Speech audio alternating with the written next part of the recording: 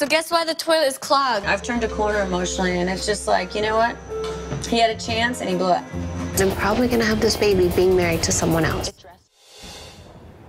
Yikes. Welcome back to Lunch Break. I'm Kelly Grant. Now, in a culture of the reality TV overshare, it's easy to forget that some things should be left unsaid. So what explains the impulse to divulge every single detail about our lives, and what can we do when we've gone too far? We're having joining us with answers is WSJ Bonds columnist Elizabeth Bernstein. She's in Miami. Elizabeth, thanks for being here. Thanks for having me. So now I think I've done this. I'm sure you sounds like you've done this. Everybody does this overshare, but it seems like it's actually more a product of stress and anxiety than anything else. Why is that?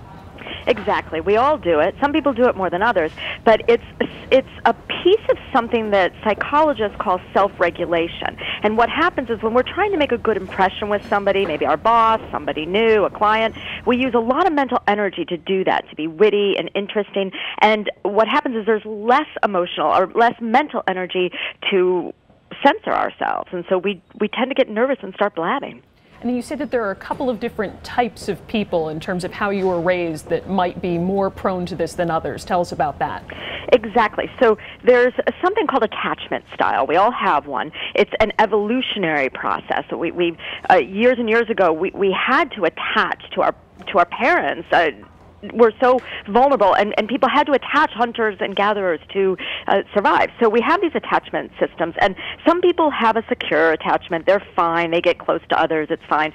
Some people are very anxious, and these are the people who tend to blab. And when you're an anxious attachment style, you want to be close to people, but you're constantly second-guessing yourselves and worried about your impression you're making.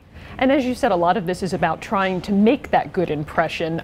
So should we be trying less hard? What do we do midway through our blab fest? I think what we need to do is exactly what our moms probably taught us.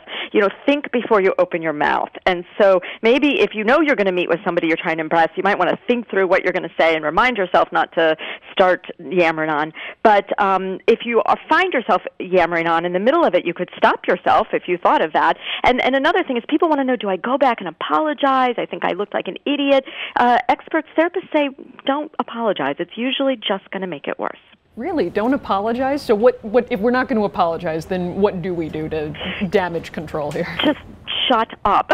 Just stop the blabbing and be quiet. Now, if you really think you made a terrible impression, or you really might have ruined something, or you shared somebody else's secret, then you do. You might want to go back, and when you apologize, again, it should be very, very concise. You just want to say, I'm so sorry, I might have said too much, it's not like me, forgive me. That is it. But most of the time, the going back and worrying about your impression, the other person has moved on, and you're more self-conscious about it than they are, and you're just making it worse. Well, I know I am going to be rethinking how I interact with everyone from here on out. Thank you for joining us.